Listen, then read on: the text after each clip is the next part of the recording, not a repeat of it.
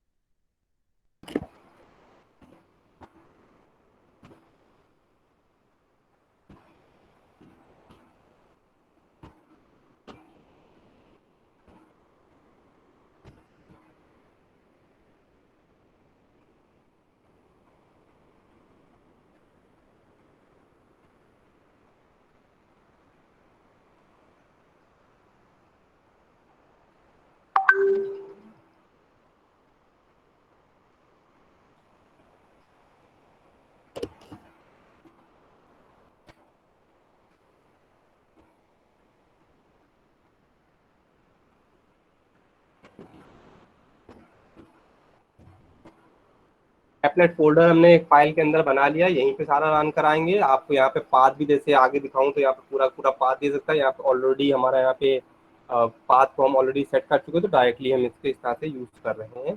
तो वैसे आपका ये पाथ पूरा हमारा यहाँ पे डिस्प्ले हो रहा है, जिसकी हेल्प से हम एप्लेट फोल्डर के अंदर है उसी में जाएंगे। अब इसके लिए हमें क्या करना पड़ेगा, रिक्वायरमेंट, ये हमारे वो क्या कहते हैं लाइब्रेरीज है जिनको आपको ऐड अप करना पड़ेगा। पास वर्क हमारा यहाँ से हो जाता है।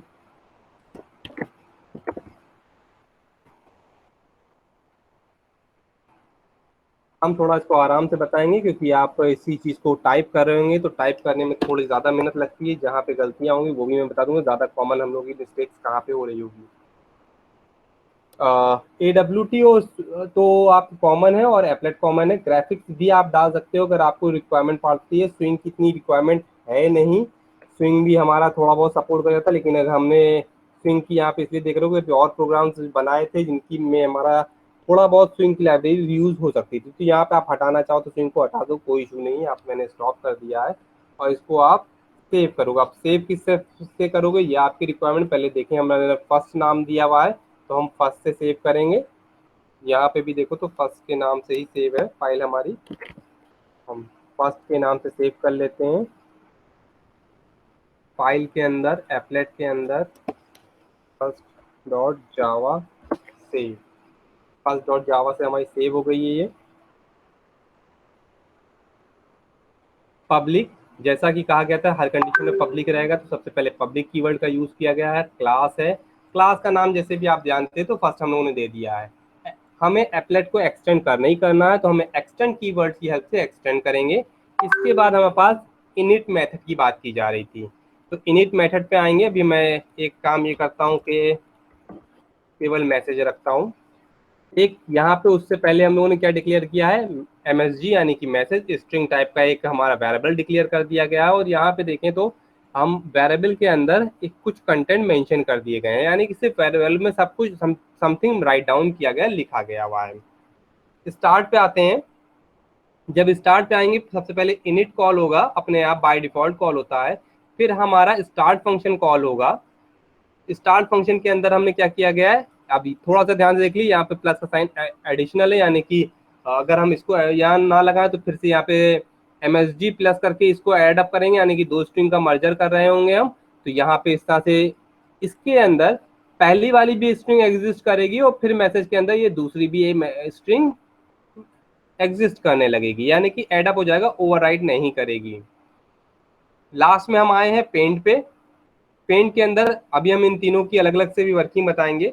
पेंट के अंदर आएंगे तो पेंट के अंदर आने के बाद भी हमने इस लाइन को ध्यान से देखे तो सेम काम किया, यानी कि मैसेज के अंदर अगर हमारा ये रन किया प्रोग्राम तो मैसेज के हेल्प से पहला, दूसरा और तीसरा तीनों मैसेज डिस्प्ले कर रहे होंगे जो इस एमएसजी में अंदर स्टोर किए गए हैं।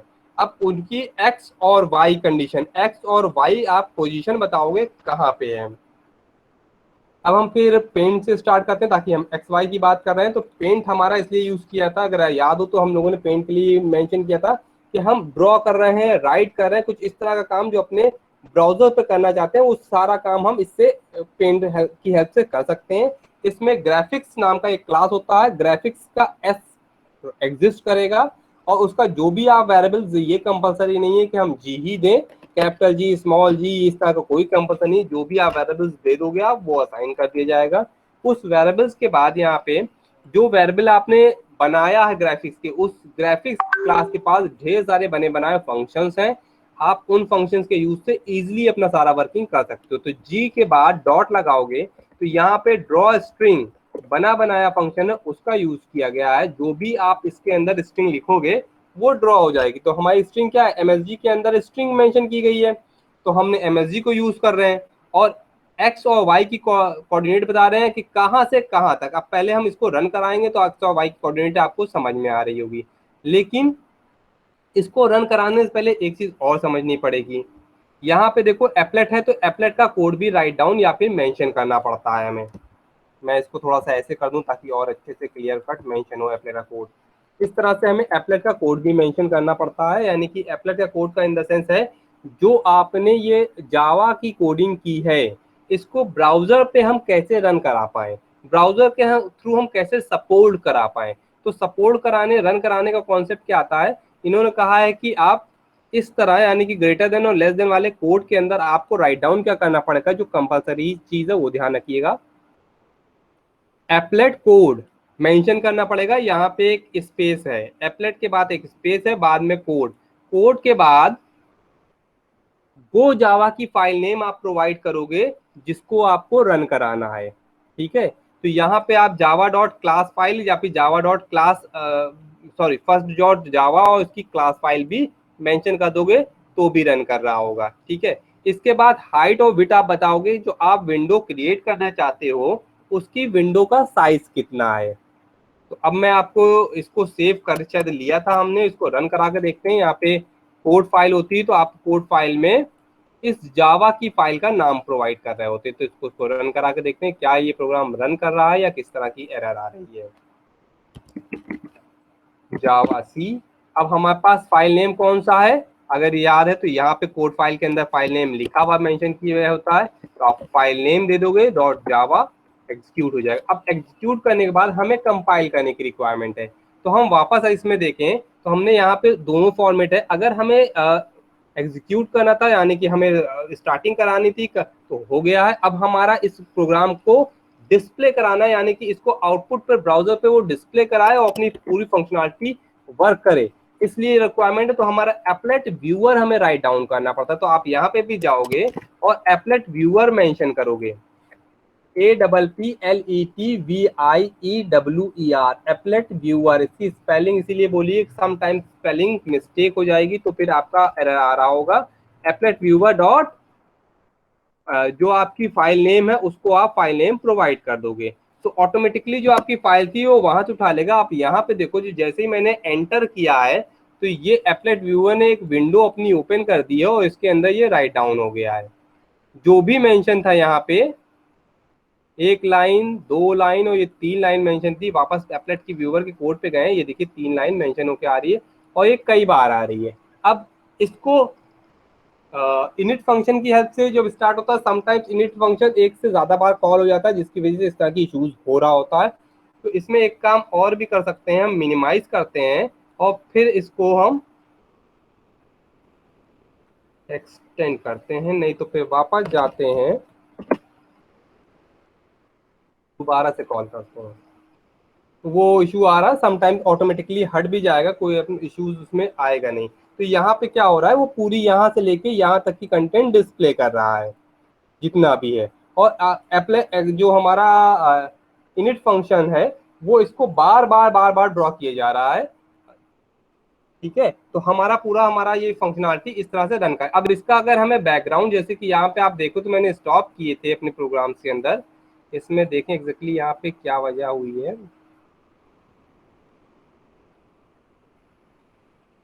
बैकग्राउंड और फोरग्राउंड को अगर आप हटा दोगे तो ये भी इनेबल्ड हो जाएंगे।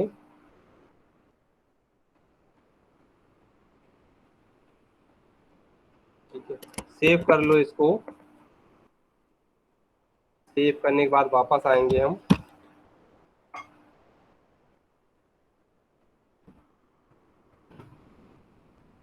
तो जो हमने बैकग्राउंड और फोरग्राउंड दिए थे वो आ गए हैं।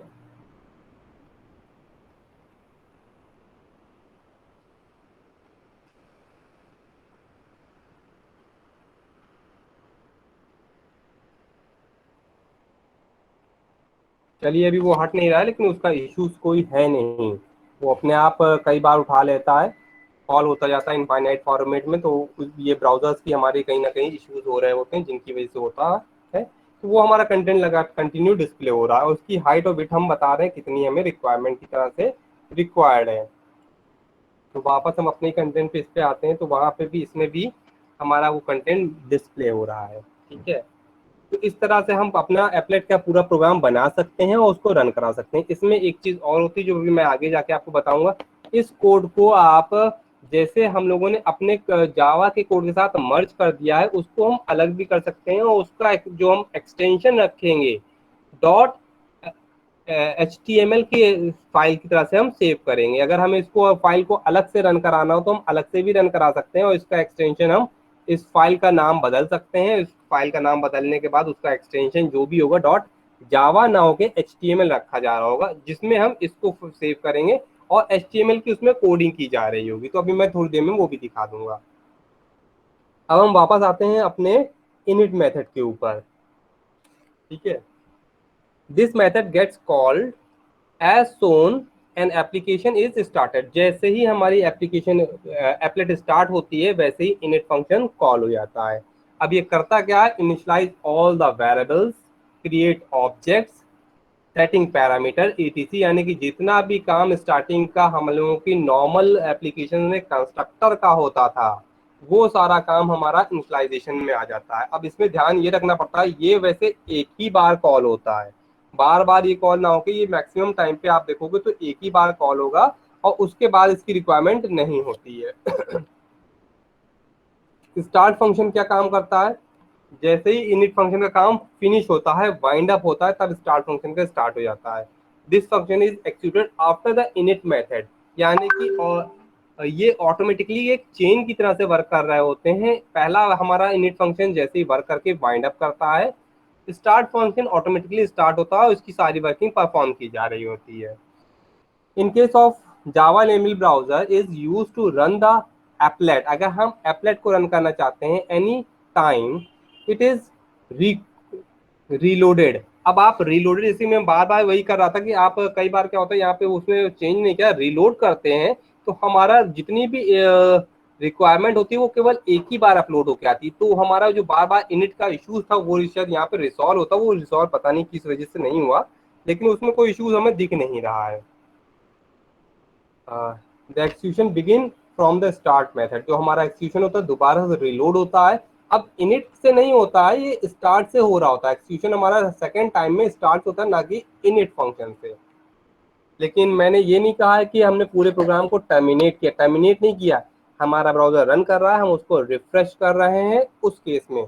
जैसे यहाँ पे आते हैं, हम फिर से आपको बता रहे हैं, कंपाइल रन, ये हमारा ब्राउजर रन कर रहा है। इसको हम F5 की हेल्प से रिफ्रेश करें। ये देखिए यहाँ पे रिफ्रेश किया तो हमारा इस समय ऑटोमेटिकली उसने सिंगल टाइम में उठाया, और यही काम मैं कर रहा था। जो अब यहाँ पे देखिए जैसे ही मिनिमाइज किया फिर से नहीं आया, रिफ्रेश करने पे भी सम टाइम इस तरह का देखिए वो अपना उठा लेता है वो। ठीक है, अभी हम उस प्रॉब्लम पे नहीं जाएंगे, उन्होंने क्या इश्यूज कर रहा है, वो अपने आप ब्राउजर की वजह से इश्यूज जनरेट कर रहा है यहाँ पे। अब इसी के आगे कंटिन्यू हम स्टॉप मेथड को देख लेते हैं। Stop method is use to halt, यानी कि हॉल्ट करता है, रोकता है the running of an applet. तो जो हमारा एप्लेट प्रोग्राम होता है इसको वहाँ पे हम स्टॉप कर देते हैं स्टॉप मेथड की हेल्प से। अब यहाँ पर specially stop method is called the movement the web page is exit. जैसे ही ये कॉल्ड होता है तो हमारा वेब पेज एग्जिट कर जाता है। तो हमें अगर वेब पेज को टर्मिनेट करना तो हम स्टॉप मेथड का यूज कर लेते हैं, ताकि अगर हमारा कुछ वेब पेज रन कर रहा है तो हम इसको स्टॉप करा दें, तो हमारा वहां से प्रोग्राम टर्मिनेट करके बाहर आ जाएगा। अब यहाँ पे डिस्ट्रॉय फंक्शन की ज़्यादा अच्छी फंक्शनलिटी हो जाती है, लेकिन ये सारे फंक्शन तभी यूज किए जाते हैं, स्पेशली रूप से डिस्ट्रॉय की बात करते हैं जब हमारे ढेर सारे बहुत ज़्यादा वेरिएबल्स एग्जिस्ट करते हैं, तब हम इन मेथड का यूज करते हैं डिस्ट्रॉय का। Specially this method is use to free the memory occupied by variables and objects initialize in the applet. जो एप्लेट के अंदर हमारे वेरिएबल्स और ऑब्जेक्ट्स होते हैं इनिशियलाइज कर दिए जाते हैं, उनको फ्री कर रहा था, मेमोरी को रिलीज कर रहा होता। तो जैसे आप नीचे भी वाले पैराग्राफ में देख रहे हो तो उसी को ही इन्होंने मेंशन कर दिया है। And any cleanup activity that need to be perform can be done in this method. यानी कि आपको क्लीन करना है, आपको अपनी मेमोरी रिलीज करनी है, आपको अपने वेरिएबल्स की जो मेमोरी थी जिन्होंने ऑक्युपाई कर रखा था, जिन मेथड्स और जिन ऑब्जेक्ट और वेरिएबल्स का यूज नहीं हो पा रहा है, उन सारी मेमोरीज को रिलीज कर दी, ताकि दूसरे जो हमारे फंक्शंस हैं वो पर्टिकुलर उन जो मेमोरीज हैं उनका रीयूज कर सकें, फिर उसके बेस पे आगे फंक्शनलिटी की जा सके। इसमें सबसे ज्यादा इंपॉर्टेंट हमारा कौन सा मेथड यहाँ पे दिख रहा है, जो पेंट है, और जिसकी हेल्प से हम मैक्सिमम टाइम पे सारा काम कर रहे होते हैं। यानी कि इनिशियलाइजेशन तो मिनट में कर लेंगे, और पेंट की हेल्प से सारा लाइन ड्रॉ करना, ये जितना भी आप इमेज ड्रॉ करना, इमेज को डिस्प्ले कराना, ज्यादातर आप देखोगे सारा काम हम ये ग्राफिक्स के यानी कि पेंट मेथड की हेल्प से ही कर रहे होंगे, या फिर आप ही हम ये कहें ग्राफिक्स क्लास की हेल्प से हम सारा फंक्शनलिटी परफॉर्म कर रहे होंगे। This method is this method help in drawing writing, automatically यहाँ पे मेंशन किया drawing writing creating a colour background. अब बैकग्राउंड फोरग्राउंड सारा कुछ आप यहाँ से भी कर सकते हो मैनेज, इसमें कुछ नहीं, जो मैंने ऊपर वहाँ पे मेंशन किया था उसी काम को आप नीचे भी बैकग्राउंड और फोरग्राउंड कलर को कॉपी पेस्ट कर दोगे तो भी काम हो जाएगा। इमेज को भी आप डिस्प्ले करा सकते हो, या सारा काम आप इजिली इस पेंट की हेल्प से आप करा सकते हो, क्योंकि पेंट क्या करता है, जो भी ब्राउजर पे आता है उस पर आपके कंटेंट को डिस्प्ले करने का काम कर रहा होता है।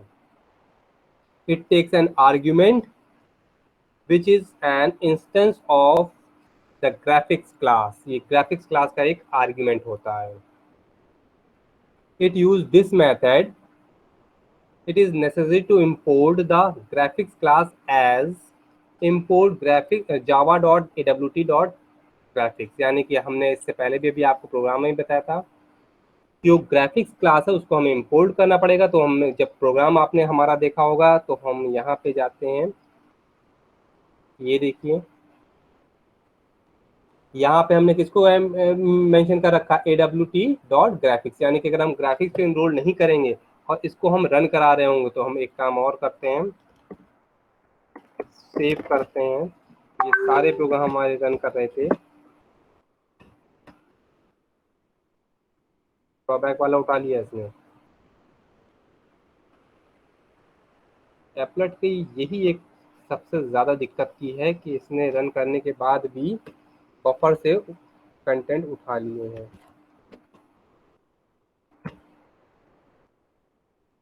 सेव किया था।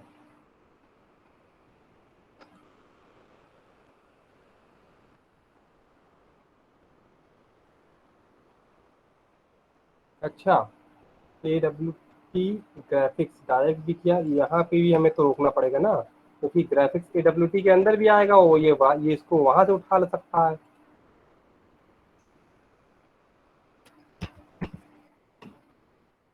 अब एरर आ गई, उसने कलर और ग्राफिक्स पे ही एरर दी है, क्योंकि उसने यहाँ से हमारा जो AWT वाला ग्राफिक्स है, शायद यहाँ से इसके अंदर भी हमारी ग्राफिक्स क्लास एग्जिस्ट करती है, इसके अंदर भी एग्जिस्ट करती है, वहां से उसने ग्राफिक्स को उठा लिया था।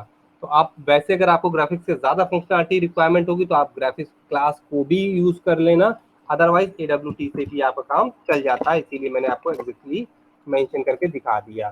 ठीक है, तो आपको AWT और ग्राफिक्स का यूज ज्यादातर करना पड़ेगा, क्योंकि हो सकता है कि आज के टाइम में बहुत सारे ब्राउजर्स पे अगर आपका नहीं रन कर रहा है खाली AWT से, तो ग्राफिक्स को यूज कर लीजिएगा, क्योंकि ग्राफिक्स अगर आप क्लास को इंपोर्ट कर लोगे अपने तो उसकी जैसे ही इंपोर्ट हो जाएगा तो इसके पास जो ऑब्जेक्ट आप डिक्लेयर करोगे बहुत ज़्यादा पावर आ जाती है, तो सारी फंक्शनलिटी इजीली वो रन करा रहा था, जैसे आपने हमारे अभी इसमें रन करने की फंक्शनलिटी देखी थी। एक काम करते हैं, 1 मिनट का ब्रेक लेते हैं, पानी पीता हूँ फिर आता हूँ।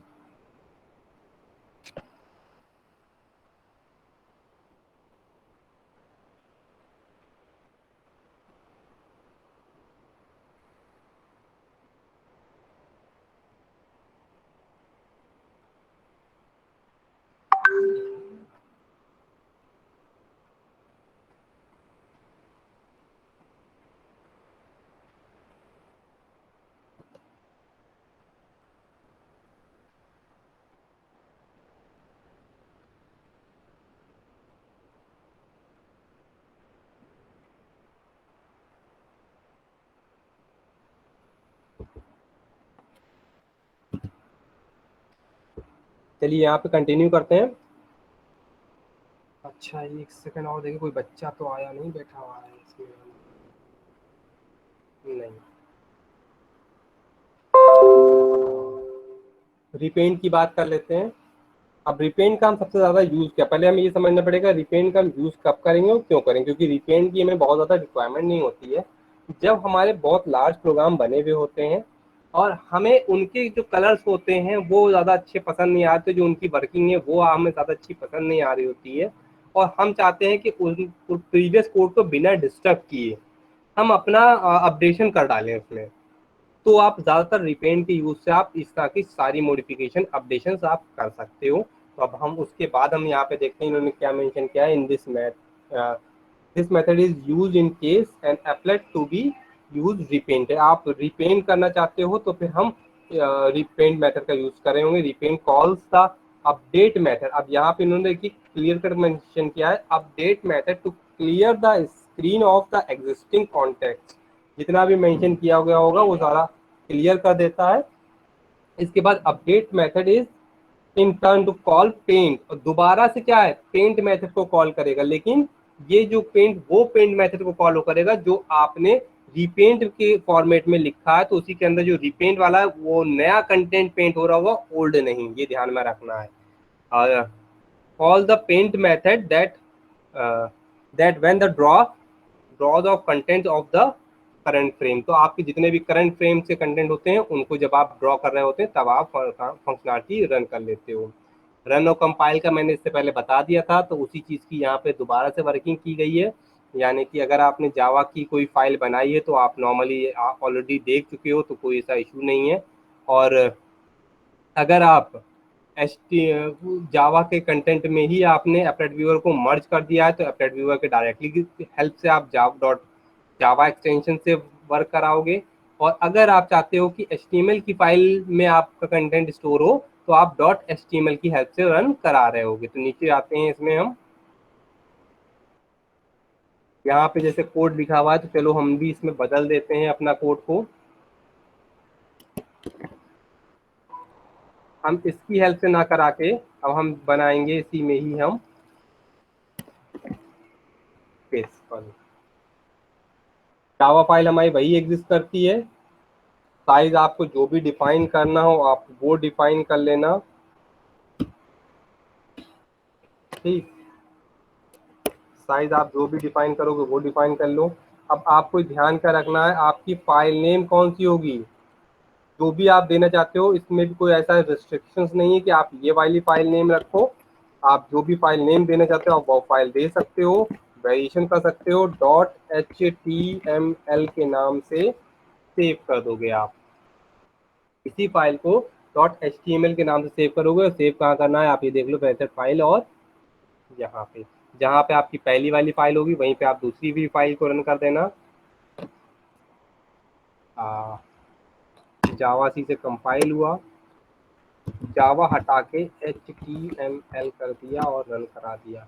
ये देखिए जैसे ही हमने HTML करके रन करा दिया तो हमारा जो कंटेंट है वो यहाँ पे सामने डिस्प्ले हो रहा है, और HTML को अलग कर दिया है तो थोड़ा सा हमें फ़ायदा मिला है।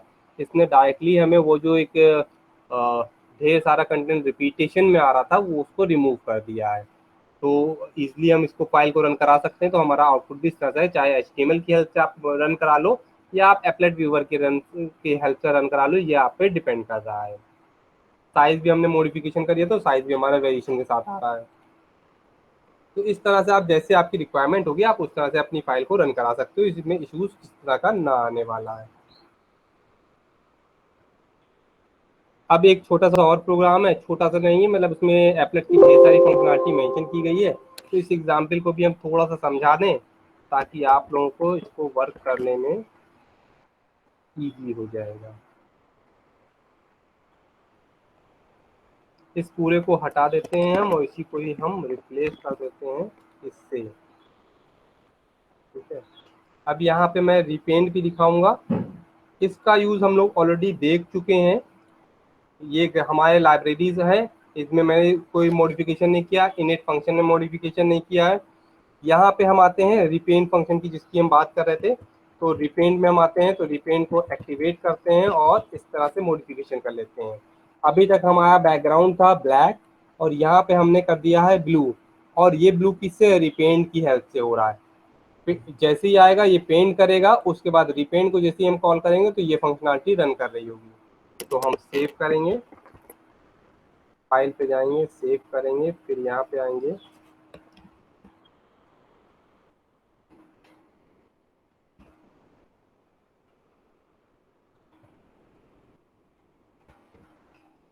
ये इसलिए जावा लिखा है क्योंकि इसी की फाइल अंदर की फाइल का यूज किया जाए। ये देखिए यहाँ पे ब्लू हो गया है पूरा कंटेंट।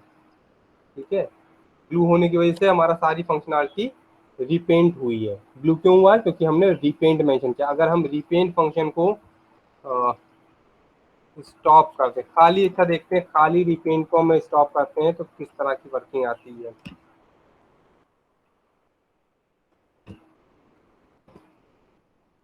रिपेंट ना भी कॉल हो क्योंकि हमने डायरेक्टली उसी में मेंशन कर दिया है तो उसने भी हमें ब्लू फंक्शन दे दिया है।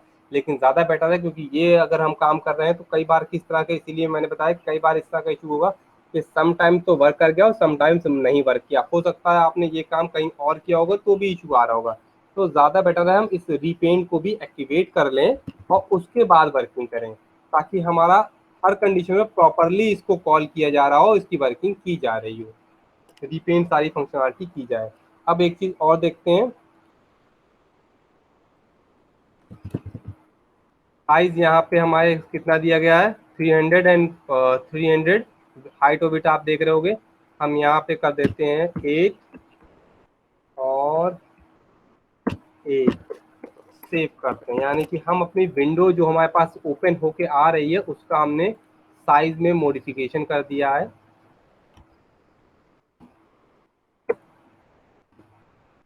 ये देखिए जो हमने साइज दिया है 800 पिक्सल टू 800 पिक्सल, उसके अकॉर्डिंग यहाँ पे विंडो ड्रॉ होके चली आई है। तो इस तरह से आप इजिली इसके बने बनाए मेथड से डायरेक्टली आप यूज़ कर सकते हो। तो हम इस फंक्शनलिटी को और देख चुके हैं, ग्राफिक्स में एक आध दो लाइनें और देख लेते हैं, ज़्यादा और मेंशन नहीं है इसमें। हाँ, एक तो ये था कि हमने इस चीज़ को ड्रॉ कर रहे थे डायरेक्टली। अगर हमें कोई डायरेक्टली इंफॉर्मेशन ड्रॉ करनी है तो डबल कोट्स के अंदर आप यहाँ पे प्रोवाइड कर दो, सेव करो इस फाइल को, वापस आओ, रन करा दो। तो ये देखिए उस पर्टिकुलर पॉइंट पे जहाँ पे मेंशन किया गया था वहां से स्टार्ट हो गया है, वो मेंशन कर दिया गया, जो स्ट्रिंग हमने यहाँ पे मेंशन की थी वो स्ट्रिंग डायरेक्टली मेंशन कर दी गई। तो 100 और वाई की अकॉर्डिंग प्रोवाइड किया जा रहा है यहाँ पे।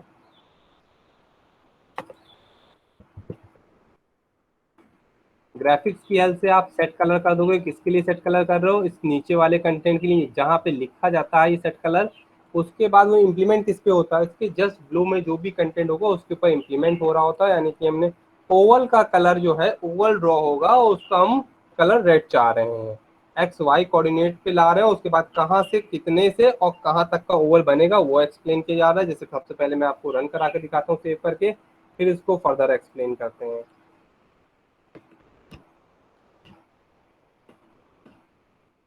ये देखिए, अब ये देखिए ये जो ओवल है यहाँ से हमारे, जो अगर आप हम ध्यान से देखें तो यहाँ से 100 पिक किया गया है। अगर आप यहाँ पे देख लो क्लियर कट मेंशन किया जा रहा है,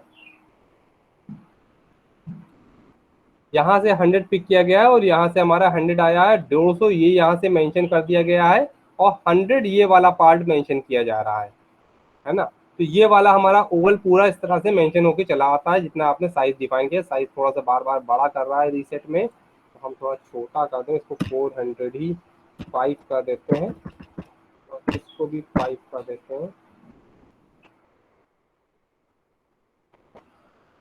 यहाँ पे दिखाने का मतलब सिर्फ इतना ही है कि अब जैसे यहाँ पर रेक्टेंगल दिख रहा है आपके, इसके सब बने बनाए मेथड्स हैं। रेक्टेंगल का कलर यहाँ पे ग्रीन कर दिया गया है, सेम उसी फॉर्मेट में है। फिर से हम इसको सेव करते हैं और हम रन कराएंगे।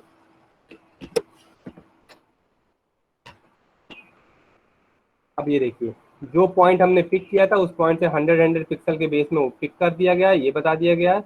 उसके बाद कितना आपको रेक्टेंगल, यहाँ से 200 पिक्सल और यहाँ से 200 पिक्सल, तो 200 पिक्सल और 200 पिक्सल आगे फर्दर उसने ऑक्यूपाई कर लिया हाइट और विड्थ के फॉर्मेट में, और हमारा रेक्टेंगल बन गया। इस तरह से पूरा आपका जितना लाइन ड्रॉ करना, जितनी भी चीजें चाहिए, हर एक चीज का बना बनाए मेथड्स अवेलेबिलिटी में है। आप उनको डायरेक्टली यूज कर सकते हो, पूरा आपको फंक्शनलिटी परफॉर्म कर सकते हो, इमेज इमेज सब कुछ ड्रॉ करा सकते हो। तो आज के लिए हम सोच रहे हैं, हाँ पहले अब ये देख लो, कुछ ऐसी चीज जो और छूट गई हो तो बता दो, आपको समझ में ना आया हो तो आप बता दो। इसके अंदर भी आपको जो मिल जाएगा तो आपको कंपाइल और रन करने का पैटर्न बन मिल जाएगा। इसको भी अगर आपको फाइल को अलग से, इस भी फाइल को भी अगर आपको अलग से रन कराना चाहते हो तो आप रन करा सकते हो।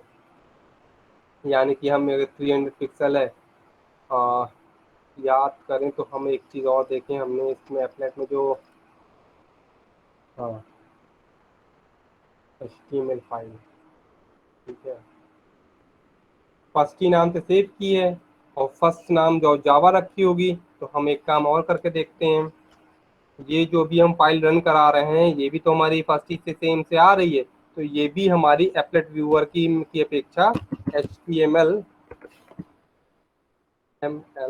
से भी रन कर जाएगी। ये देखिए HTML से भी रन कर जाएगी। लेकिन हम एक काम और कर लेते हैं, HTML में हमें तो,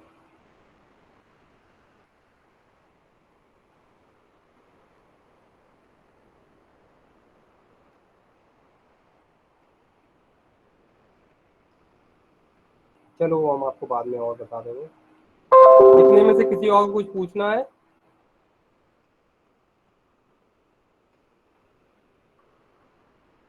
चलिए ठीक है, इसके बाद हम आपके अटेंडेंस ले लेते हैं।